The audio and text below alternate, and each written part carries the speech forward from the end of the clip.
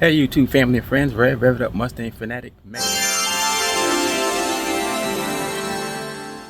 Yesterday I had to have an MRI of my hip and my back, and I can't lay on my back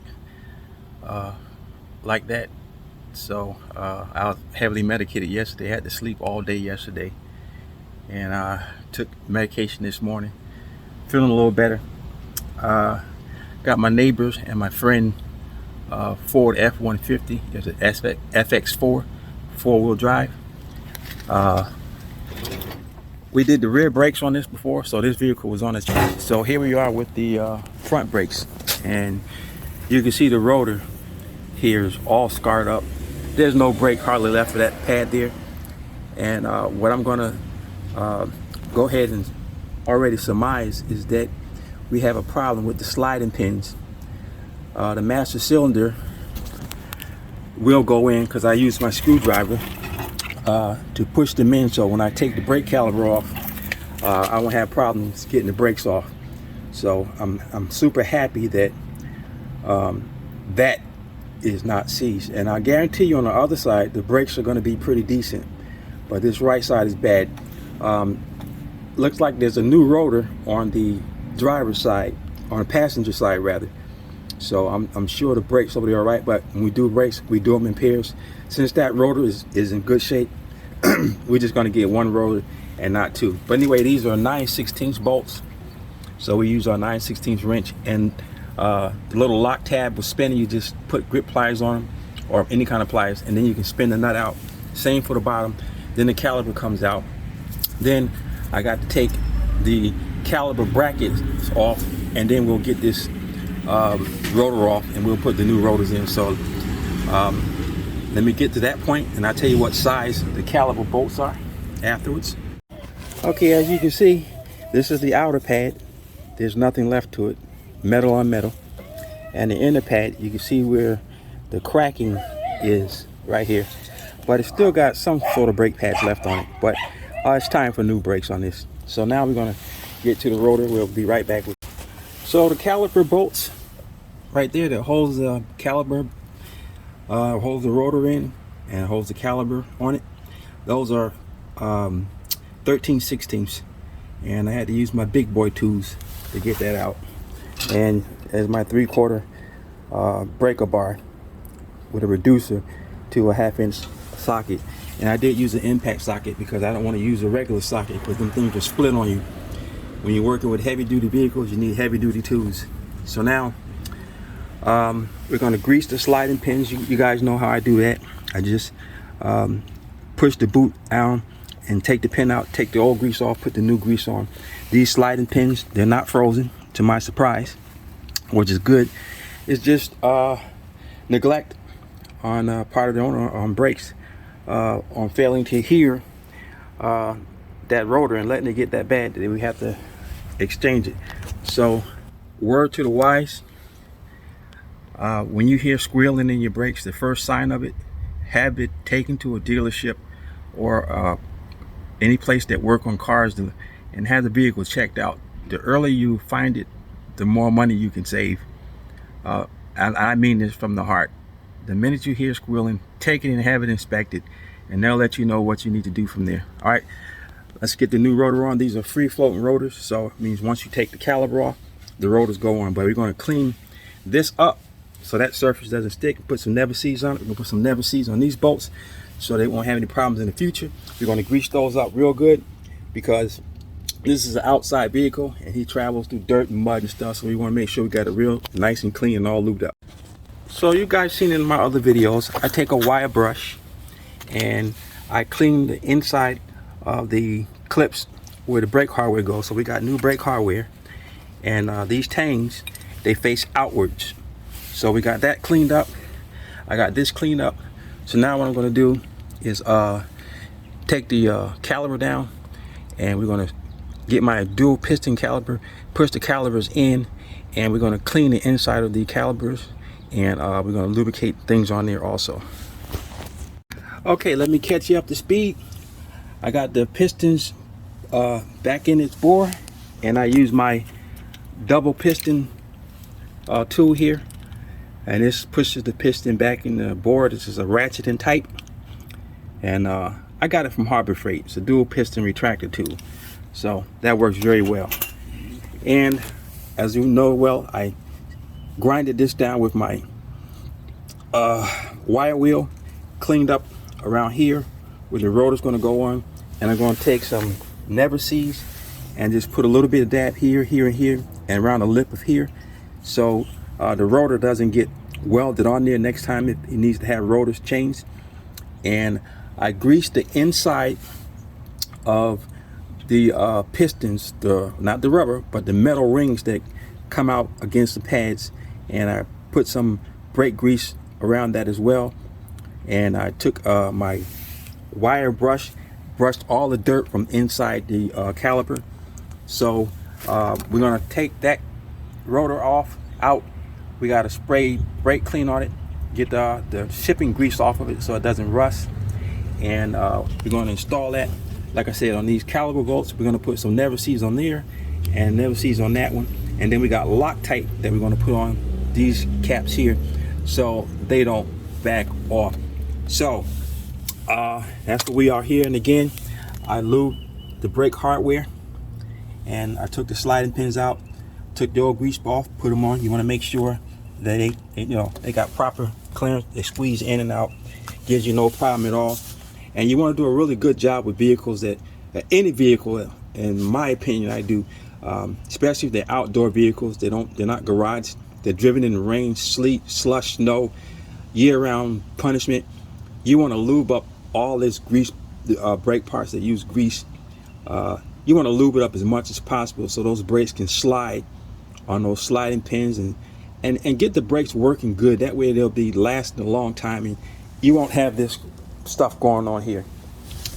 All right, so let me get the rotor out, get it all cleaned up, and we'll put the rotor on. So we got everything back on, everything's together. And for what I do for ease of installation, I always take one lug nut and just twist it on hand tight to keep this rotor in place, so it's easier to get the caliper on.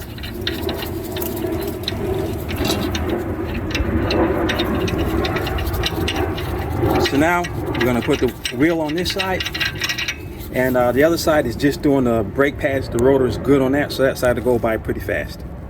So here's the passenger side front. It's got the slotted and drilled rotors to help cool and heat dissipation. And as I suspected, the brake pads on this side, they are fairly decent. So that other side had problems. This sliding pin, it's not too bad. This one's a little stiff, but it's good. And I hope we can get this piston slid in. So we're gonna do that first. And we got the hood up. We're gonna monitor the brake fluid right there, that reservoir. You can see the brake booster, and there's the reservoir right in the middle. And we can see where the line is. We're gonna go ahead and push these pistons in and watch that, make sure that nothing bubbles over.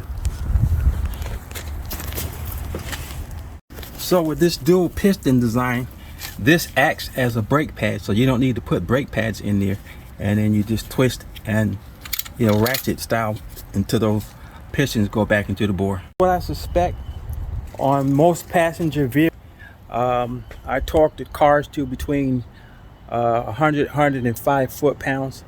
On pickup trucks, normally anywhere between 130 to 150. And seeing this is the big Super Duty type truck, I go to the 150 to make sure these are torqued down pretty good.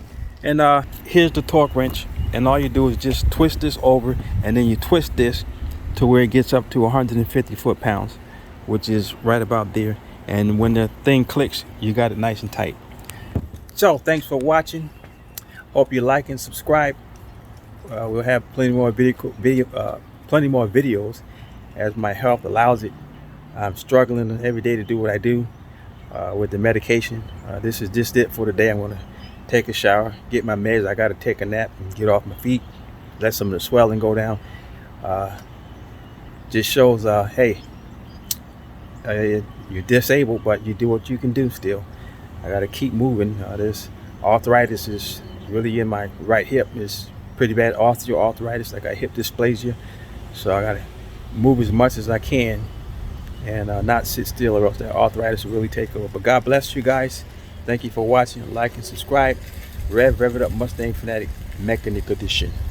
We'll get electric bip in here at some point. God bless. Folks, one thing I forgot to mention, the filter in this car again was vertical and not horizontal.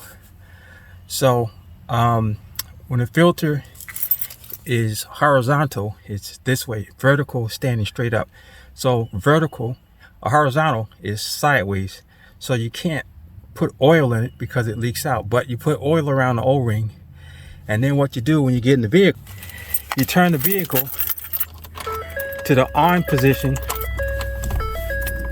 Let me put the right key in first. You turn it to the on position, not start. And you see everything's illuminating up there. Driver door ajar.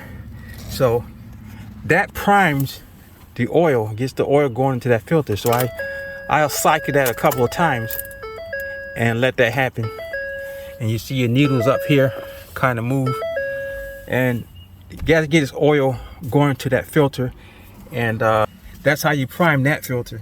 Or else you'll be starting the engine with no oil in that filter. So you do that, and then remember, I did the brakes, so we can go ahead and crank it up now. And we want to pump the brakes, or else he'll have no brakes when he start up. So always pump your brakes when you do the brakes. So now this job is done. We're going to take it for a test drive, make sure all the brakes are functioning properly, not pulling to the left or pulling to the right. We love you guys. Thanks for watching the channel. Thank you for all my 536 subscribers. I appreciate you. And we're going to have some exciting videos coming up. God bless. Okay, folks, what you also want to do is put some brake lube around the ears of the brakes right here, where they go into the brake hardware and onto the rotor. And there's the old brake. I did match them up and put them aside, and they were the same. So now we're going to install this side. And to my surprise, this is the new Duralast brake rotor, Duralast Gold, and these are special rotors. It's got high carbon steel, and it delivers maximum heat dissipation, and it's fully coated for superior rust protection. So these won't rust and reduce noise. So this is a pretty good rotor. It was $91 and change. So this is well worth it. These brakes gonna last him, and I wish we could have got one for the other side, but the other side is pretty decent. So let me get this on, and we'll get back to you. So I'll let you take a look at the brake caliper. You can tell I brushed and cleaned in here, and here's where I was talking about, around the metal part where this contacts the back of the brake pad. I put brake lube on there, and this is high temperature brake lube. And as I said before, I always put Loctite, blue Loctite, on the caliper bolts to go in, because you don't want these things backing out. Okay, so we got the left side brake done. We changed the oil. We put 7.7 quarts of 5W20 full synthetic oil inside of this big old 5.0. Yes, this is the Coyote motor 5.0 sitting up in here. I love these babies. They're easy to work on. There's your coils right there, and your plugs are underneath the coils. They're easy to get to on both sides. Not a bad motor. Take care of them. Alrighty, so now we're done with that. We changed the air filter, which is right there. We changed that also. And so now I got to find out what the specs is for the lug nuts to tighten them back down to specs. And we'll be right back. You know what, guys? I think I worked too hard. When I work too hard, you know what that time is. Commercial. Mustang Fanatic Productions commercial. We'll be right back. That's with the hood down and the LEDs up under the dash and up under the rear seats. You can see inside how the NRG 5 cam locking seat belts is showing, and you can see the NRG quick disconnect steering wheel hanging on the rack back there. And you can see the word Corbo, the racing seats. That looks good. I like that. Excellent job. Rev It Up Mustang Fanatic Production. I just figured I had my own light show here. Electrobus is in the garage, just relaxing. I'm just enjoying watching the lights, like a little Christmas show out here. Love it. Look at that snake. Beautiful. Cobra. Cobra. Just gorgeous. Look at that green. You can see inside the interior with the green on there. Beautiful. Loving it.